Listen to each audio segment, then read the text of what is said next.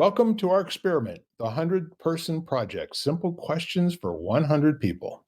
I'm Bill Carell, and this is my investigation. This is my research project to gather data from 100 beautiful human beings for the sole purpose to see what actually happens across the interviews. Now, the questions are fixed, and all the interviews will remain consistent, with the variable being the actual participants themselves and, of course, their answers. So it's as if, Sam, I'm having you come sit on my porch to share your thoughts so I can learn about people. Now, I'm looking forward to what we're going to learn at the end of this, and I have no idea what it's going to be when we're complete and have interviewed 100 people, but very interested in all the people, the process, and of course, your particular story. And it's my distinct pleasure. Well, okay, why don't we have you introduce yourself? What is your full name? My full name is Samantha Meredith Ruth. Samantha Meredith Ruth.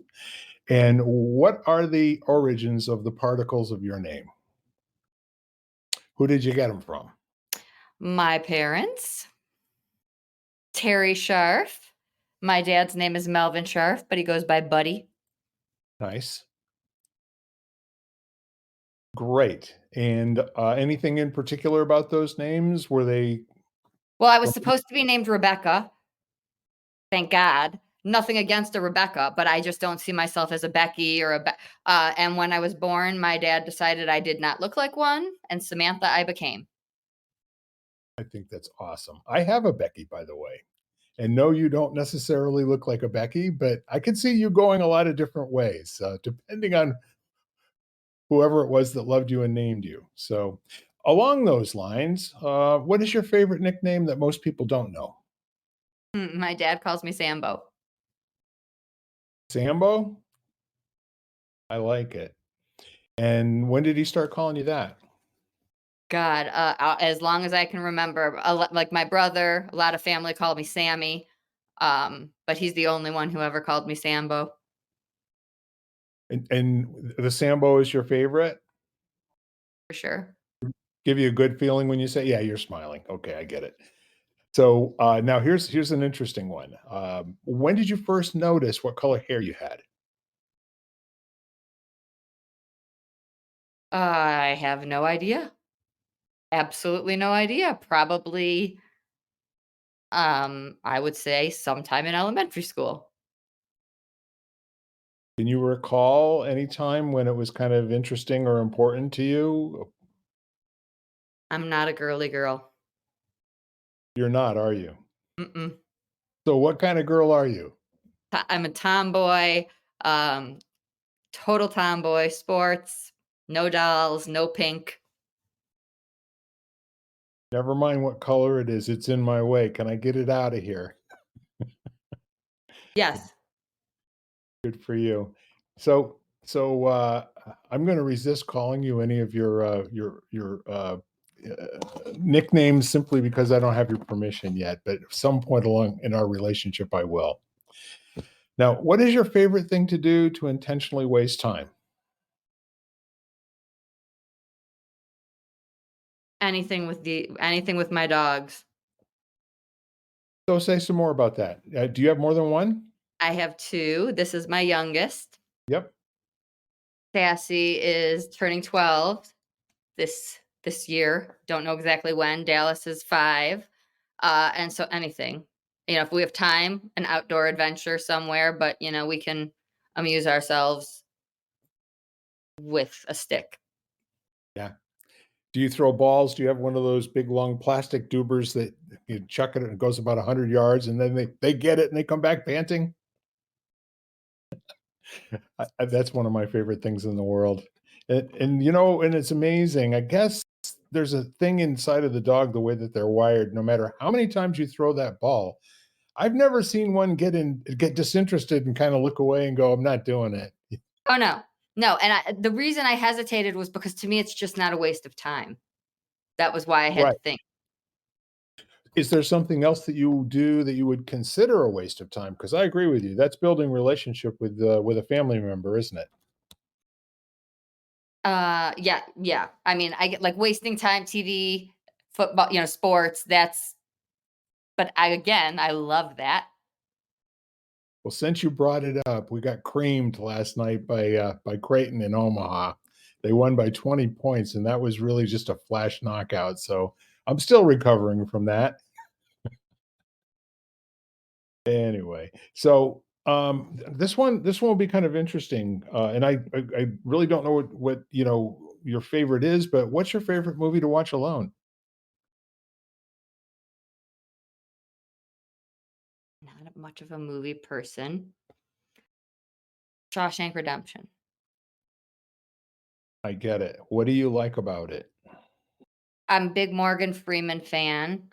I love the struggle, the storyline, the overcome, the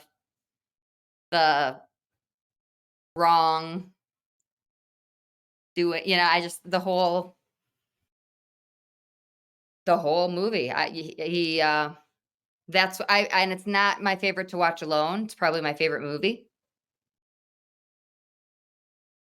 overall, but I'm not good with favorites.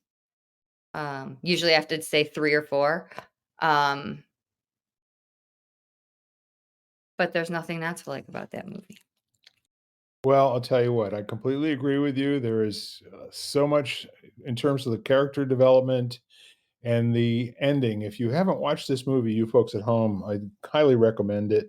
It is one of probably the top 5 movies, as far as I'm concerned, for showing off who Morgan Freeman is and the diversity of his acting talent. He can be anybody at any time that he needs to, even God. So, if you were to have an action figure made of you, Samantha, what superpower would it have and what colors would the uniform be? Green, even though I went to Michigan, go blue. It's big. I have to clarify. And like the Jetsons, where you could get in the elevator and go anywhere in a blink. Yep. That would be my power. Without, yeah, so you get in the Without elevator the and elevator, I would just be able to go from, I could just, hi, get to you in a blink. love the Stephen Wright quote where he says, "I got into the elevator and I pressed Pittsburgh." Right. Not bad. The So one thing, because so many of my people are not next door. I hear you on that. I've got family spread all over the world. I'm primarily concentrated in the United States, but they're also in Australia, South Africa, and Dubai. So I've been trying to figure out. I've been in the IT industry a very long time. I've been trying to figure out how to send myself as an email attachment for about 30 years. Yes. I don't got it yet, but I'm working on it. Back to the future. These are the inventions we need, but forward. So she's got a mind of her own. My watch just all of a sudden answers or says that she's looking for stuff on the internet. I don't know what we say to get her excited, but there she is. So let's talk a little bit more about the ability to go somewhere at the blink of an eye. And would it mostly just be to be around loved ones, or would you use it in a different way where you could teleport, like, whole towns and, that sort of thing? Oh yeah, no, I'd travel. I'd do, crazy, crazy things. Change the world. Well, yeah, you're going to do that anyway, I'm pretty sure. So where in the world would you like to go that this would make it available to you? So New Zealand is top of my list. Islands or fjords or both or all of the above? All of the above. That would be so Jim and I went to the world doesn't know who Jim is yet, but I went to Costa Rica for my honeymoon, and we had planned to go to New Zealand for my 10-year anniversary, which is this year. Yep. So, You're going to be otherwise engaged as far as I I'm. will be. I know, but it's next on my big trip. Like where would my next big trip be there? Yeah. I share your passion. It's on our bucket list as well. And I have an attorney that I worked with. He was my corporate attorney until he retired for 30 years. And he spent 6 months over there. both in the northern and the southern half that I guess are divided by a body of water or a huge, I don't know what it is because I don't know the geography, but he's really good at talking about it. And he said that's where he really got the passion for walking. You know, he just hikes all the time. He's about 77 years old, and he's in better physical shape than most 20-year-olds that I know. I believe it. And you did mention something about Jim, and that's kind of up to you. This is your time. This is your story, and if that's something you'd like to, let folks know about, I'm more than happy to give you the microphone for a minute or two, or we can move on. Oh, Jim is everything. He's the love of my life. I met him when I was 24, just finishing my master's degree. We were young and silly and stupid. So we were together for a few years. And then we went our separate ways, knowing that we were meant for each other. So neither one of us found anyone else during that time. And we reconnected. And he had moved to Colorado. We're both from Michigan. And he said, please don't make me move back there. And so we were engaged in months.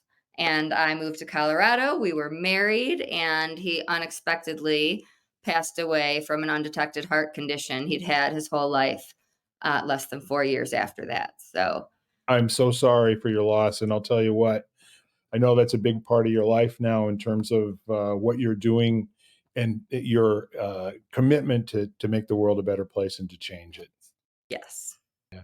So tell me a little bit more about the Michigan experience. Whereabouts in Michigan were you? the Metro Detroit area, not the pretty parts. Yeah, I mean, arguably, there's some cool stuff going on there too. My dad was a city boy. He was born and raised downtown, and he worked for an exclusive uh, grocer while he was in high school, delivering food to all of the Fords and the DuPonts and all of the other folks in Detroit. And the other thing is that I had his whole side of the family that lived there. My grandfather and grandmother lived on University, which was about 4 blocks away from the Algiers riots back in 19 Algiers Street riots in 1968. So if I say Warren and I say Royal Oaks and I say Rochester and Sterling Heights, and DeQuinder and those are. My hood. Yeah, exactly. So we spent some lovely time there, a few trips, but before I was 14 years old. But yeah, it was great. So let's move on to what did you want to grow up to be when you were 5 years old? This I knew. Like, I'm one of those people who always knew. I don't think I knew the word psychologist, but I knew I would be doing something of this nature. And by 7, I knew. I went on a field trip with school, and I went to a private school at that point in time. Yeah, Very diverse. You're laughing. I'm laughing because I can just see you sitting at a little, a little kiosk like Lucy Van Pelt in Peanuts. The doctor is way in nickels, nickels, nickels, nickels. Well, I went on this field trip and I went to this small private school. I was this big. My best friend was to me, she was a giant, Yeah. uh, black girl. I did not know this. And we went on a field trip where we were with a bunch of other schools, and she got bullied and she froze. So Wow. little me, like 2 foot tall Sam, took over. And I came to the rescue. But I came home from school, and please don't anyone take offense to this. I was 7 years old. I told my parents I wanted to become black with Heather because I did not understand the difference, and I was disturbed. And I, from that moment on, wanted to be the voice of anyone who didn't have one. I wanted to, change injustice. And so I did. You can picture there I was, this little tiny uh 7-year-old, bound and determined. And at that point, my dad laughed, like, oh, and now he's like, she did it. Yep. She's doing it. Good for you. And I'll tell you what, I really think that from the mouths of babes, you get such pure authenticity and genuineness in that moment. Of course you did. I mean, how could you not want to be, that person who steps in because you had a successful experience, doing that, and I'm sure you became like friends for life, at least until the next 3 grades, right? I don't know where she is. I'm on a mission to find her also. Good. Um, but no, we were dear, dear friends until we both changed schools after 6th grade. But that's a defining moment in my life, Yeah. I'm and with hers, you. I would imagine. Oh, I'm clearly she was probably telling the story a few minutes ago, to someone else. No doubt about it. Yeah, And this little kid. I know. And, when I think about that for a minute, and you were 5 years old, and you were already thinking in terms, did you know what the word was, or what it meant, or how you would do it? You just wanted to help people, right? And I wanted to help the underdog. Champion for a noble cause. Yes, that would be you. No doubt about it. I Uh, didn't wanna just work with kids, I wanted to work with the kids no one else wanted to work with. I hear that. I mean, God, that just touches my heart. That's exactly who I am as well. Let's just say that there are lots of ways for folks that have been noticed to get help. It's the quiet ones over in the corner that you have no idea what's going on. Those, when you turn them loose on the world and give them a sense of who they are, mind, spirit, and body, you couldn't stop them if you tried. And it's really like looking at the Grand Canyon to watch somebody like that open up and really, for the first time in their lives, figure out who they are. So that's me saying what I got from you. Whether I received it correctly or not, I'm sure you'll let me know. Well, and I'm from my dad's a retired doctor, and a lot of medical people in my world, so I thought psychiatrist or hospitals, and then I was like, "No, no, they get you for 5 minutes, and then you leave. That Right. that won't do." So I had to explore and find my way, but that wasn't good enough. Like, that was 5 minutes, and then they're gone. I wanted the relationship. Well, I'll tell you what, I never even heard about a psychologist or a psychiatrist other than TV, and never had an idea of what it was until I got out of college. And someone told me, they were a lot older than me, and they were mentioning that they had been, they had an analyst that they had had for 18 years, and it was going really well. And I and I said 18 years and it's going really well. And they said, what if you didn't have that person? He says, I'm not going to try it. He says, "This allows me to go and flush my brain out, once every 2 weeks." He says, "It's not a lot of money." At that time, I think it was like $40 a session. I don't even wanna know what it is these days, but yes. So, you get a relationship with a lot of people that even if you're not, producing some kind of a product for them in terms of the psychoanalyst analyst or psychology, you have friends that for the rest of your life, they're gonna come look you up, like a really great, high school teacher or something. Yeah, confidentiality is really important to me, but we were on a call last night and you saw two different examples of someone who I've stayed in touch with for 20 years and someone I reconnected with but chose to share. I used to work with Sam, and because of that, I almost cried. I'm going to cry now. I chose to become a psychologist. Like, Yes. there are some people who maybe see you and don't remember you, but I can tell you, if you said Joe Schmo, I can remember every detail. They touch my life as much as they say I touch theirs. Yeah. I get it, and I've noticed it and put it into my column of "That's pretty freaking cool," okay? So, here's the next one. What is your greatest accomplishment? I think it's happening. You're watching it. We're Mhm. doing some pretty big stuff. In honor of losing my husband, I've created what I call grief hab, which is rehab for grief because I couldn't find the support I needed. And I am doing things to change this grief world that doesn't exist. Yeah.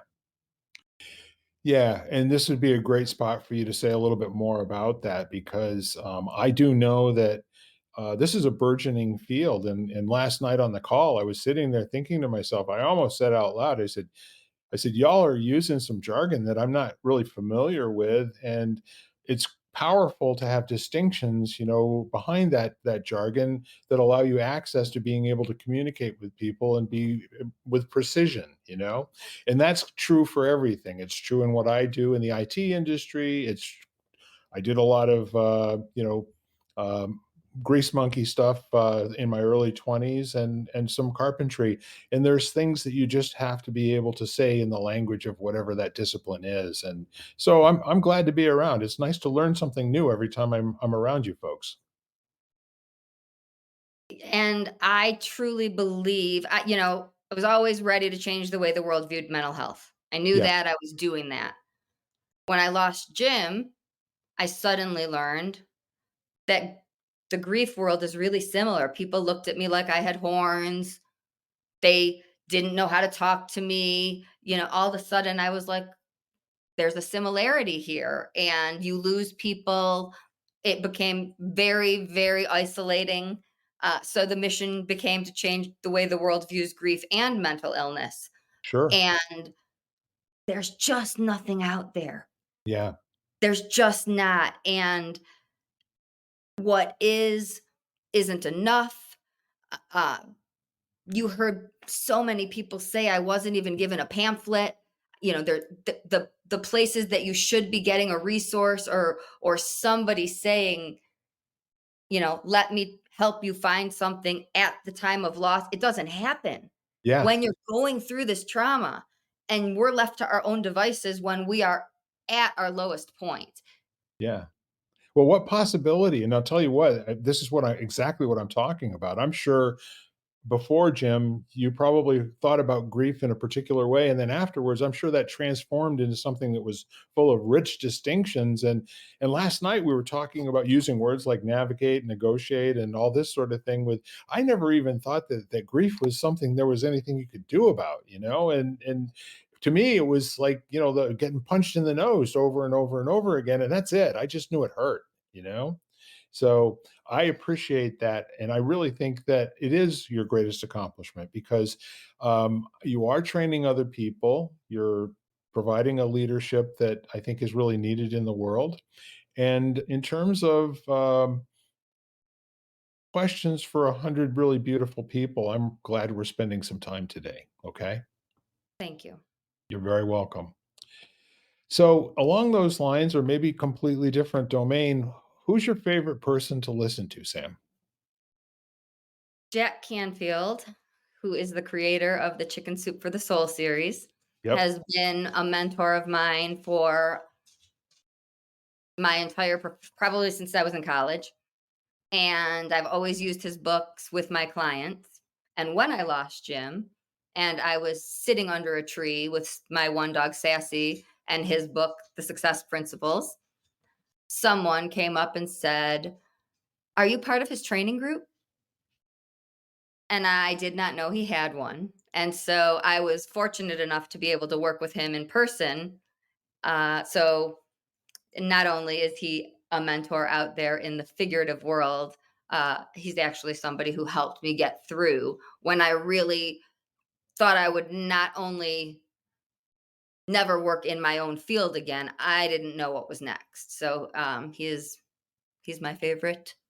Yeah, and I'll tell you what, from my standpoint, the Chicken Soup for the Soul original one and Success Principles and all that, something I read all those years ago, but I'd be hard pressed to tell you word for word what's in it. It just left me with a particular feeling, and that particular feeling is basically anything is possible for anybody at any time.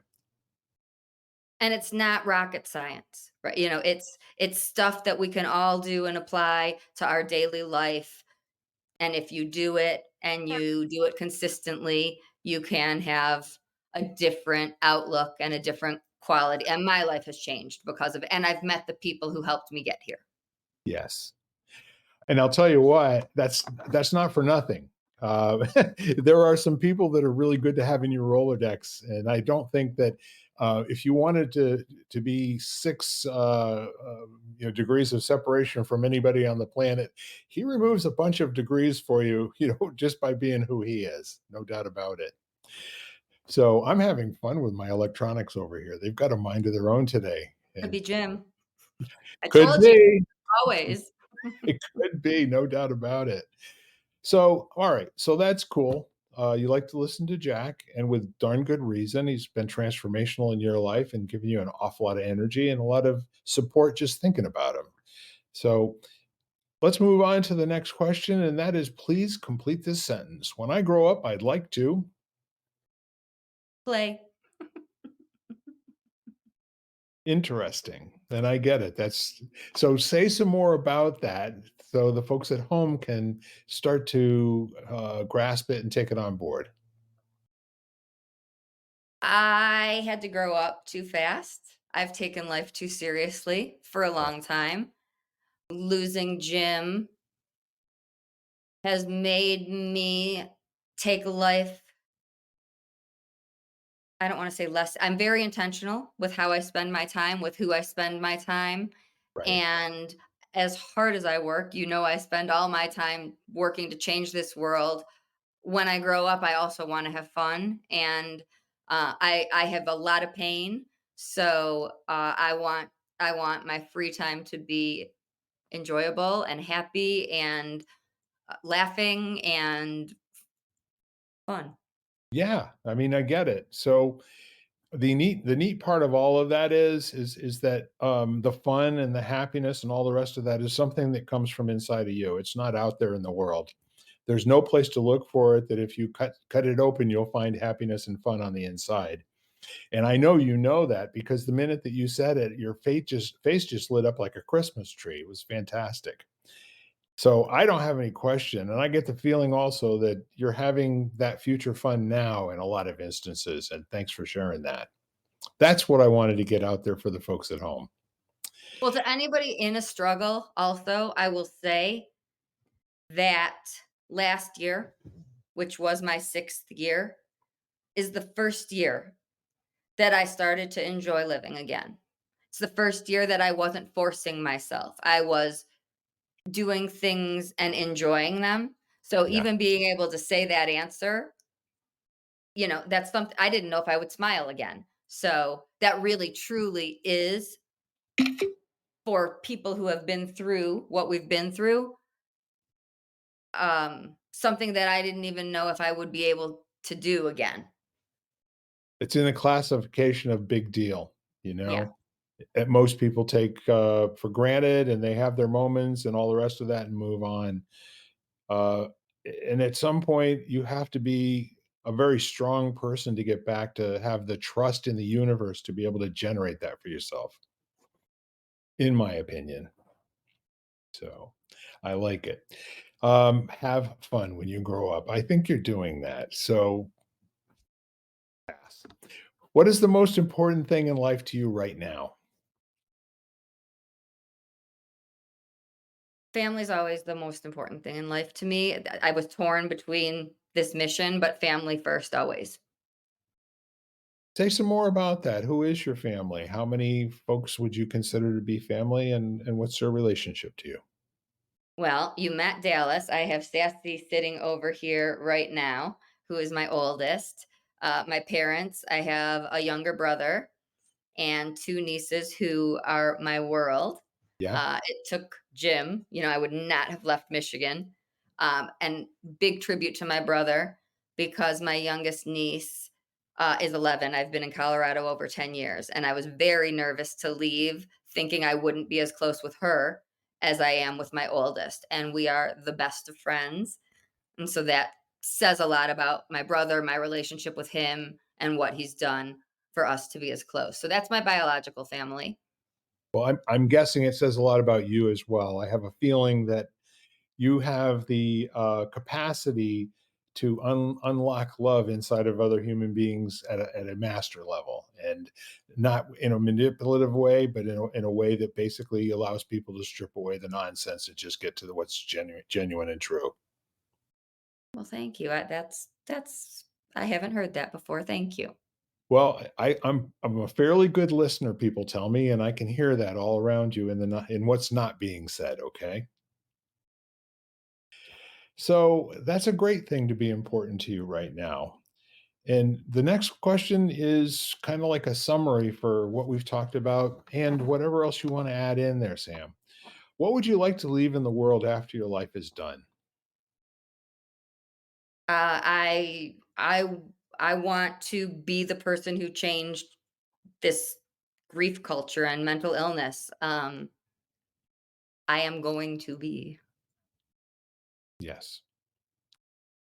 Yes, and by being an icon and being willing to be used by that, that whole thing, it's kinda similar with, there's a lot of people who think they understand who Jack Canfield is, or they think they understand who Deepak, Chopra is, and what they have inside of them is only a taste of it, and unfortunately, without really knowing the whole person, what you get to take away is the good stuff, and people may not realize what you've actually done and how you've worked in the world. Just that you, golly, you got to be a really smart chick, didn't you?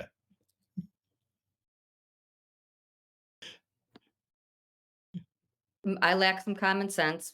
I don't have the best street smarts, but intelligence, book smarts, they're there, yes. 100%. You have worked on that gray matter and put a lot of wrinkles in that brain. I can tell. And also, being a city girl, I know you know what bakers do. When you buy a dozen of something, they give you a free, whatever it is, dozen rolls, what have you. So, your baker's question is, what is the thing that most people misunderstand about you?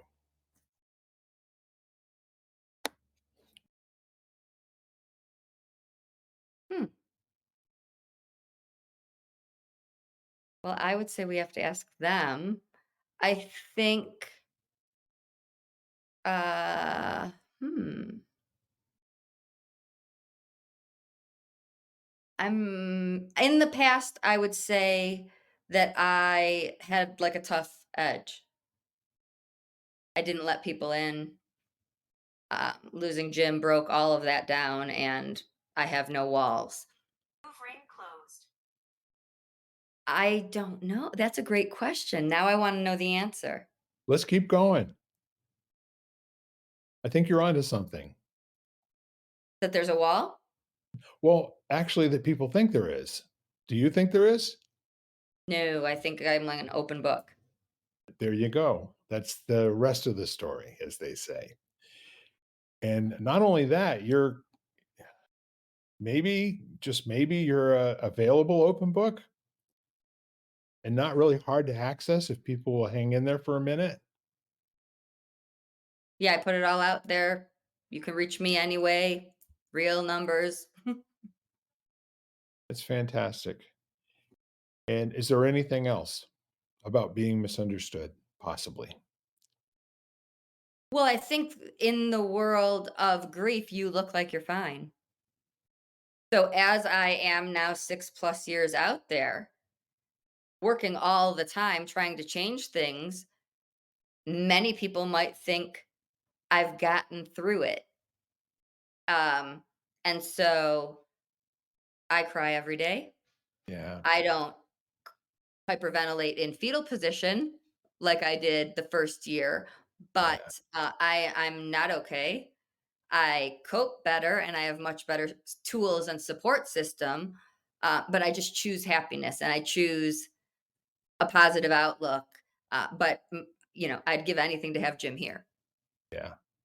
100%. And while you're speaking, I'm kind of left with that truism about people who appear to be always happy to everyone else have the same capacity at the other end, to really go deep and get lost in a moment or two of, just despair and what's going on here. And that's why being compassionate to people who you think have a lot of capacity for upset is really a good idea. That's that old saying, if you can be anything, first be kind. And especially with somebody who you think is got an edge, if you will. So So thank you. That's fantastic. And now that wraps up our scripted questions. And I'd like to ask you, Samantha, do you have any questions for me? How did you come to these questions Interesting. or like this format? It was really me struggling with a question of during the 2016 to 2022 time period and hearing about all of these things going on at college campuses with identity politics, identity, this, that, and the other thing, and me kind of wondering, um, what is it about people? You know, what are people up to today? What do they think like? And so I shamelessly stole the concept from James Lipton and his, the Screen Actors Workshop, I believe it's called. It hasn't been on live for a little while because I think he may have passed, but the same questions to each one of them, and what's your favorite swear word, and when you get to the the pearly gates, what would you like for St. Peter to say to you, or whatever. And so I thought, how could I attract folks and give them a sense of comfort and safety in terms of answering pretty innocuous questions? I mean, because how threatening is when did you first notice what color your hair is? But everybody's got different things that leads to. And so I want to know more about people. I'm very curious. I'm an inquisitive guy and I love people. I don't know if you can tell that. I love everyone. I'm not afraid to say it out loud. And I tell all my networking buddies, I hug them and I tell them I love you. And I actually mean that. And I generate it in every moment. And I just haven't met everybody I love yet. I'm still meeting all of those people. So that was it. We had another podcast that we had started called Lighting the Candle, A World That Works. And I think we were 30 or 40 episodes into that. I think we're up over 150 on that one now. But is that a good answer to your question? That's kind of what drove this. I want to go and find out, given all of the identity training, and not going to use a psychological term that you and I both would know, but I'm basically going to say, that they're learning things that are not natural to learn in an environment that's not natural to be taught. And so I want to know, do they still feel the same way? I mean, how do people answer these questions? Are they all fundamentally just human beings? Kind of like you when you were 7 years old and you decided you wanted to be black when you grew up. Yeah, I was ready. Yeah, I gotcha. So that's it. Anything else? What do you want to be when you grow up? Well, okay. I'm out to set the world on fire at my ripe old age of 70 next month. And I still feel that I can make a contribution one starfish on the beach at a time, and have those folks make a contribution one starfish at a time. And between us, we can make this world a pretty freaking safe and awesome place for people to put their head on the pillow. And so I'm really up to that. I really want to make as many friends as I possibly can. And I also want to train people in the areas that they say that they would like to be trained that will make them more powerful. I have more access to empowerment. And that's pretty much it. I'm an empowerment guy. Well, you're doing it all. Mayhaps I am. So, anything you'd like to say to the folks at home as kind of a wrap, and what this was like for you, and anything else you'd like to say at all? I love natural conversations. I love getting to know people. If anyone is struggling, I'm an open book. You can always reach out. I don't just say that for giggles. Um, please don't struggle alone. If you don't want to reach out to me, if you are looking for someone else, I'll help you find that person. I just think that's the worst thing going on in this world is that people are struggling alone or silently and wait too long to get the support that is available. And so that's what I want to do is connect people with the support that they need, whether that's me or someone else. Sure. And can they do that through GriefHab? And would you like to tell them how to do so, please? Yeah, any and everything is on my website, which is samantharuth.com. Grief Hab is a free community to anyone who's dealt with any type of a loss or anyone who just wants to learn how to support people who have been. Yeah. Well, I want to thank you. And I always predict things about my guest, and sometimes I'm really wrong. But with you, I was really right. I knew you'd be awesome, and you've been absolutely fabulous. So thank you for being on. And I also want to address my folks at home. I've got some homework for all of you. This is what I want you to do. I want you to reach out to 4 or 5 of your dearest friends. I don't care, text, phone call, email, whatever it takes, carrier pigeon. Let them know that the world works because they are in it, and that your life is great because you know they're out there, and that you would really miss them if they weren't. Just do that, and let's see what that does for you in return. So, thank you all. Thank you, Samantha Ruth. Thank you for having me. My pleasure. And that's what we've got for this week. Ladies and gentlemen, bye for now. You've been listening to Simple Questions for 100 People, part of the Exvadio Podcast Network. You can find every episode at exvadio.com/podcasts, the Apple Podcast app, Google Podcasts, Spotify, iHeartRadio, and wherever you find podcasts.